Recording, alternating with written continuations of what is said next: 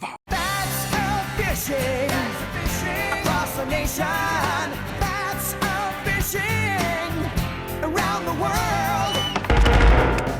Facts of Fishing, the show, presented by Subway. Eat fresh. Shimano, technology you can feel. Whammo, reliability starts here. Livetarget Lures. And Bass Pro Shops, your adventure starts here. This week our hero will try to crank up some structure-living small jaws. But most likely he will only succeed at making me cranky. Without further ado, here he is. I can't say this. Just read the script.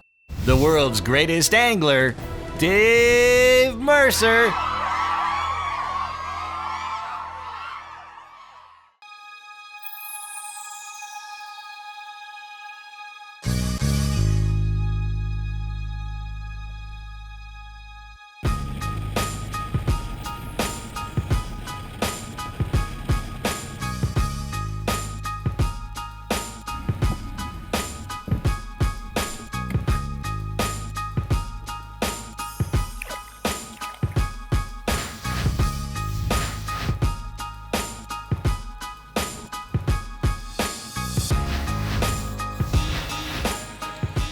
Look, moose. See him? Oh, there's a follower. Oh, how sexy is this? Oh,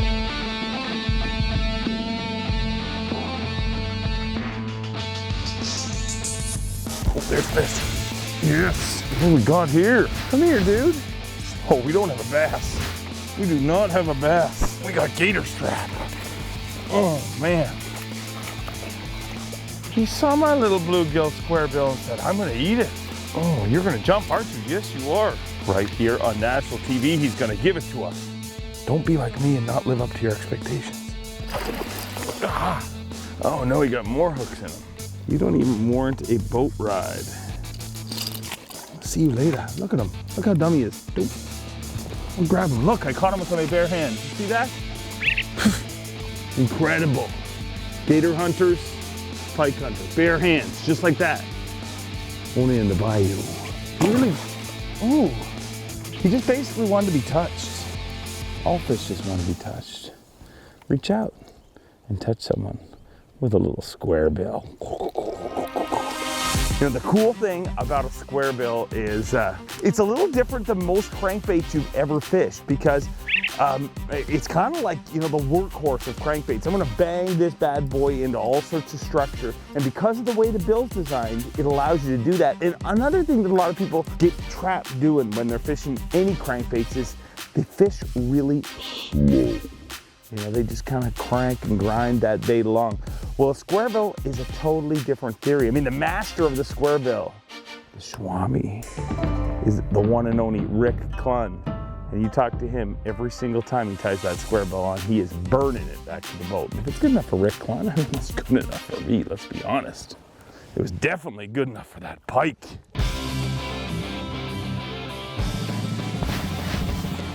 The whole thing about a square bill is you're gonna let this little bait rummage amongst everything, no matter what's around, whether it's rock, it's wood, weed, you let this thing bounce off of things. I mean, we spend an awful lot of time avoiding the areas a fish lives. You know, fish live near structure, and a bait like a square bill is an extremely easy bait to fish around structure. I mean, you may get hung up every now and then, but one thing you are gonna get hung up on is some fish. Whew.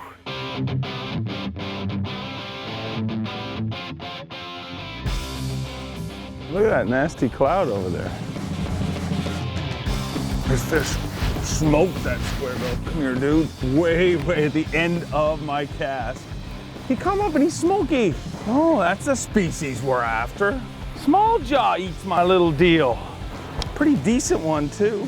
Oh boy, stay on, stay on. It looks like he's just got one little hook in him. I'm gonna spin our nose this way, and I'm gonna drop the talons and go get my dude. When you are grabbing, oh, look at that one hook in his mouth. When you're grabbing a smallie like this, or any fish, and he's just got one little hook, you have to be super, super careful. I'm gonna go get him. There you go.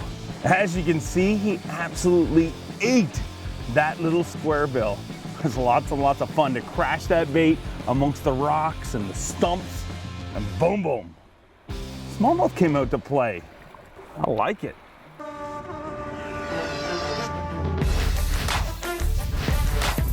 That fish came at the very end of a cast, which, you know, isn't too rare for this style of fishing. And that's one of the reasons that I'm using, you know, a Crucial crankbait rod. It's 7 foot 11 inches, so a big long rod. Got it paired up with this Calcutta 200D because I want to fire that bait super far from the boat. I mean, we're in ultra clear water, and when you're in a situation like that, the further you can get your bait from the boat, the better it is. A lot of people like to, especially in shallow water like this, like to get up near where they can see the fish. But the thing to remember is if you can see a fish, chances are it can see you. And a fish is going to be a lot easier to trick when it has no idea you're in the area. So don't be afraid to make those big rocket launcher casts like that. And as long as you have the right gear, you're going to have a long enough rod to have leverage to get that fish back to the boat. And that's one of the things people forget a lot of times when they're picking a rod. What you have to remember is when that bait's far, far, far from the boat, when you pull back on it, the more rod you have, the quicker it's going to pick up on that line. Whether you're throwing a crankbait like I am today, or you're throwing a jig. A longer rod gives you more leverage. And also when that fish is right beside the boat, it allows me to move it a lot more effectively. Come on, Mr. Smalljaw, I know you're out there.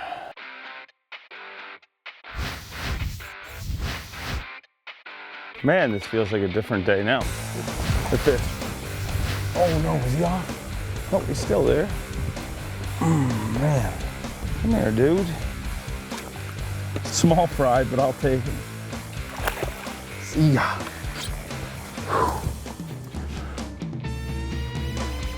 I really think one of the major reasons I have so much confidence in this little bluegill square bill is basically feel. You know, the whole time I'm bringing this bait back to the boat, I'm feeling that doo, doo, doo, doo, doo, doo. It's got a really aggressive wobble. And why that gives me confidence is I can feel every little thing that bait touches, every little disturbance, whether it be banging off of a rock or wood. I'm feeling it. I know I'm in the area that those fish are living. Another nice thing about, you know, that constant thumping you're gonna feel when fishing a square bill, if that stops, it stopped for a reason. Sometimes that reason's a fish. And sometimes, you know, to be honest, that reason, you know, could just be you picked up a piece of weed. And the best way to deal with that is if it stops thumping, just give it a quick pop. It'll shake that weed off and allow your bait to keep working effectively back to the boat. And a lot of times, that's that little thing that can trigger a strike.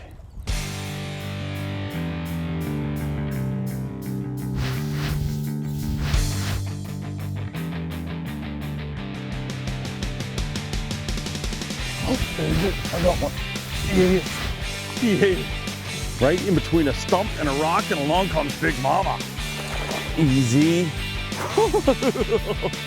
Whoa. Whoa, whoa, whoa. He just threw a hook. I'm gonna use that net on this dude.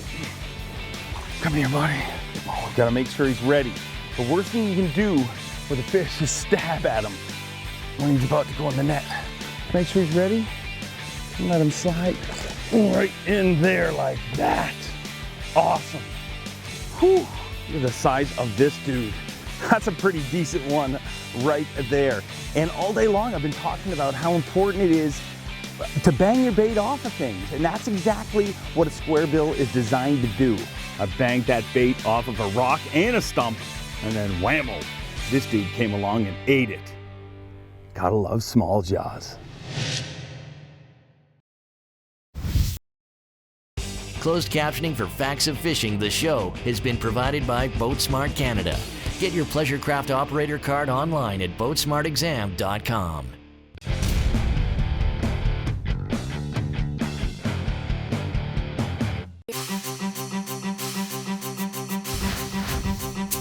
This looks like fishville. Don't make me a liar, fish. Fish, big fish, eat it. Man, oh man, this fish eat that bait super, super slow. Sometimes they whack it, and other times, like this dude, basically just came up behind the bait and pushed it. But it goes back to my theory about feeling that thump, thump, thump, and as soon as you stop feeling it, you know, you got a fish. But I don't have them anymore. I was just about to grab them anyways. Caught fish for sure. LDR, long distance release. Did I make it seem cool, losing a fish? To call, you know, like if I was like to freak out. Oh no! Oh no! Are you kidding me? Another one off. It wouldn't seem cool, but since I called it a LDR, long distance release, I'm very conservation minded. Suddenly, I'm not half the man I used to be. There's a shadow hanging over me.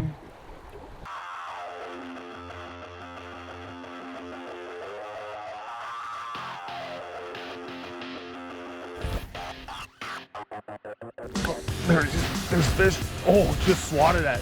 Man, oh man, just got one little hook in them.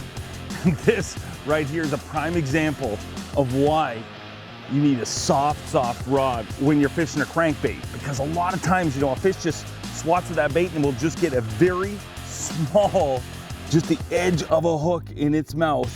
And that soft rod, ooh, dude, easy, actually acts like an elastic band. So that big whomp, whomp. And if you're anything like me, I mean, as you guys know, I'm a little hyper. I can get hyper at times.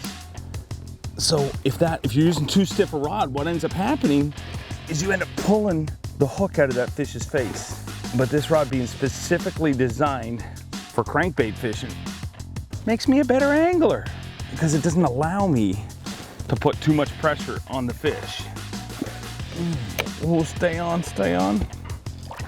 There you go. That's not a giant, but I'll tell you what, I'll take them. And like I said, it's really important when you're fishing a crankbait to use a rod that's specifically designed for crankbait fishing. You know, this rod is TC4, which means it's half graphite and half e-glass. So it's got all the sensitivity and the lightness of graphite, but it's got that forgivingness of e-glass. See ya.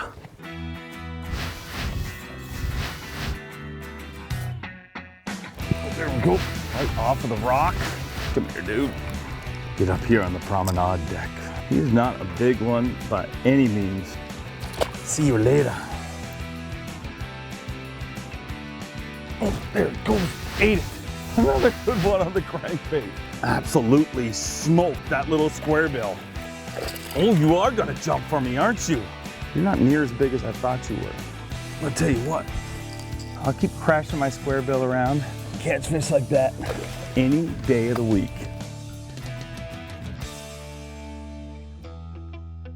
The nice thing about this style of fishing is you're gonna be able to cover a lot of water. I mean, you put the Minn Kota down and you just start trucking all day long. But if you wanna fish more efficiently, make sure to parallel the shoreline like I'm doing right now.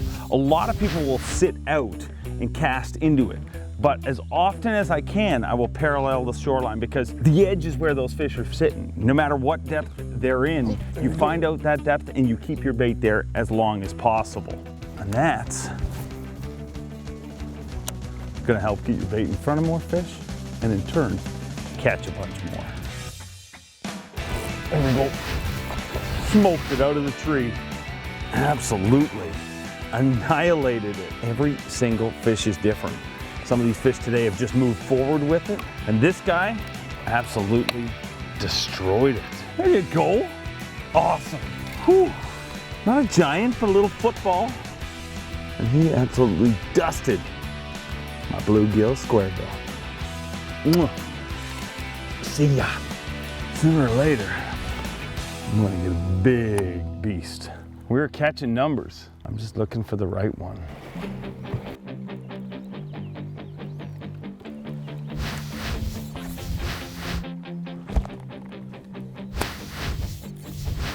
Okay, so you're gonna get snagged every once in a while doing this style of fishing. I'm gonna show you a little trick. Something that you carry around. Simple weight.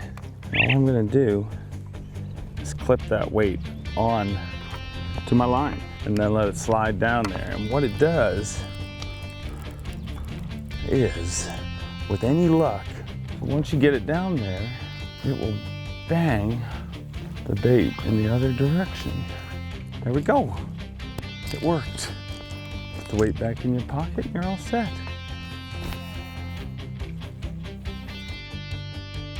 There we go. Ate it. Another one. Right under the tree. Ooh, dude, it's a good one too. Look at this dude. Oh, it's a big fish. He smoked that bait. Easy. Come here, dude. Oh boy.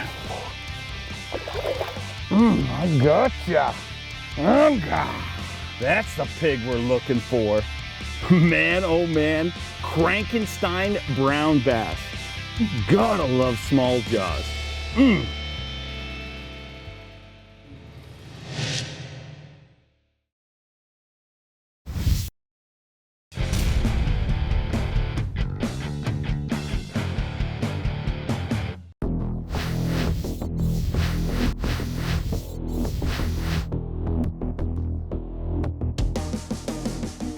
There we go. Oh, eat it. Stay in the water, dude. That's your natural home. True? One little hook in him. And I gotcha. First of all, I'm gonna show you that fish. Pretty decent one. Nothing wrong with that. And then I'm gonna show you something I was talking about a little bit earlier and how important it is to check your line. This particular fish, I mean, I caught him behind a rock and I saw that line grinding the whole way as I was reeling that fish in. I didn't say anything because I didn't want to look fearful on camera, but always check your line. After a fish like that, a lot of people will be so excited they'll pick up the rod, go right back to fishing, and they'll break off their next fish and lose a lure that's been catching a whack of fish. So always check your line. And you don't need to take off a ton of line. Basically, all I'll do is, run my fingers along the length of line, and usually it's that few feet that's in contact with the bottom. And all those rocks and stumps, everywhere it bangs. Cut it off, you got some fresh line. Tie yourself a little Palomar knot, and bang, you are ready to get right back down there. And see if the camera picks it up. You look at the lip on this bait, absolutely grinding along those rocks and stumps, and that's what is eliciting a strike from the elusive brown bass.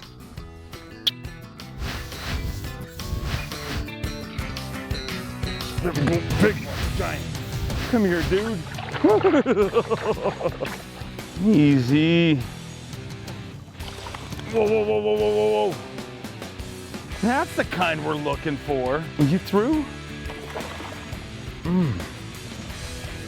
You might even be net worthy, dude. Oh man.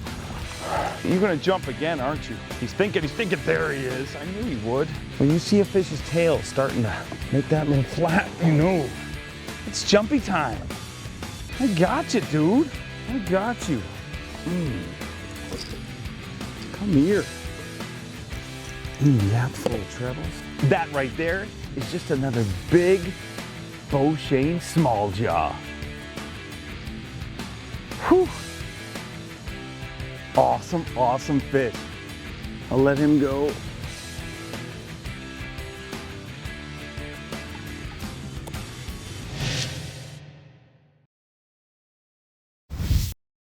Evidently, the fishing is pretty good at La Reserve Beauchene because even Dave can catch fish there. If you want a fishing trip of a lifetime, contact La Reserve Beauchene at beauchene.com.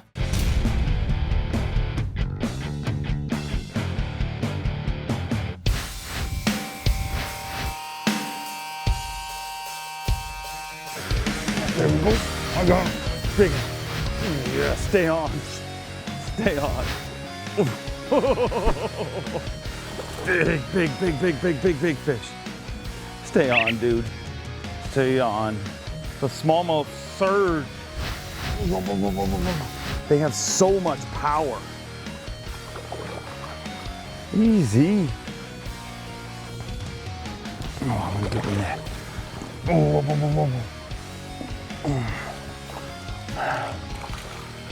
Are you ready to come in? The SS Mercer? Oh, there you go.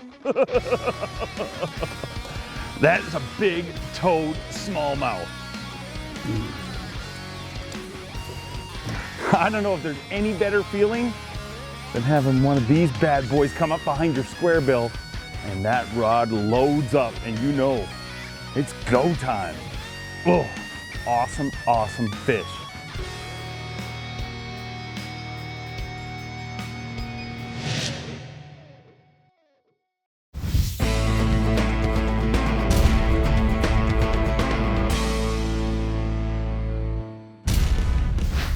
Okay, I gotta get something off my chest. Whenever this bozo starts making up terms like LDR, long distance release for lost fish, and saying that it's a caught fish, it's gone a little far. But what do I know? Dave fished for 5 hours and 16 minutes, made 948 casts, and caught either 12 or 13 fish, depending on how you choose to score the LDR.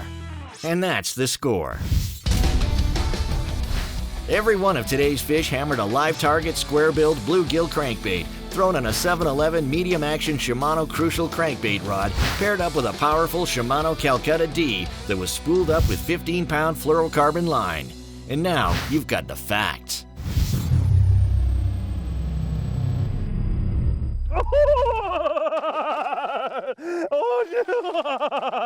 As another show ends, I just want to congratulate Dave on once again proving that you don't need to have skills, talent, or be good looking to be on TV.